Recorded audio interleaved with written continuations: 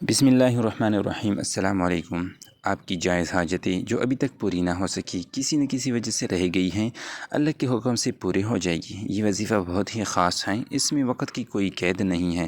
آپ اس کو جب چاہیں اپنی مرضی سے اور آسانی سے پورا کر سکتے ہیں، نہ ہی اس چیز کی قید ہے کہ آپ نے اس کو فلاں نماز کے بعد ہی کرنا ہے۔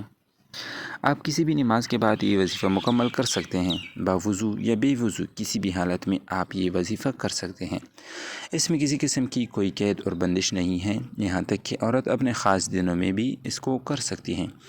جائز حاجات کسی بھی طرح کی ہو سکتی ہیں، وہ کاروبار کے متعلق بھی ہو سکتی ہیں، اولاد کے متعلق بھی ہو سکتی ہیں، گھر میں خوشحالی کے متعلق بھی ہو سکتی ہیں، اور میاں بیوی کے درمیان باہمی محبت کے متعلق بھی ہو سکتی ہیں۔ اگر آپ کسی پریشانی سے نجات حاصل کرنا چاہتے ہیں تو وہ بھی آپ کی حاجت ہی تصور ہوتی ہیں، کیونکہ آپ خواہش کرتے ہیں کہ میری فلاں مشکل یا پریشانی دور ہو جائے۔ تو اس سے متعلق یہ نہیں ہے کہ صرف آپ کو کوئی چیز چاہیے تو وہی حاجت ہے۔ کسی پریشانی سے نجات حاصل کرنا بھی آپ کی حاجت ہی کہلاتا ہے۔ یہ وظیفہ بہت آسان وظیفہ ہے۔ جمعے کے دن آپ نے کسی بھی وقت اول آخر 1 مرتبہ، 3 مرتبہ یا 5 مرتبہ درود ابراہیمی پڑھ کر درمیان میں 115 مرتبہ وَهُوَ السَّمِيعُ الْعَلِيمُ پڑھنا ہے۔ بہت آسان عمل ہے۔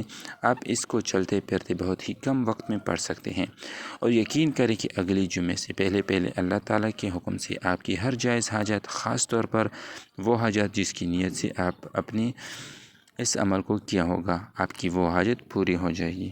تو میرے محترم بہنوں اور بھائیوں، مزید اچھی ویڈیوز کے لیے چینل سبسکرائب کریں۔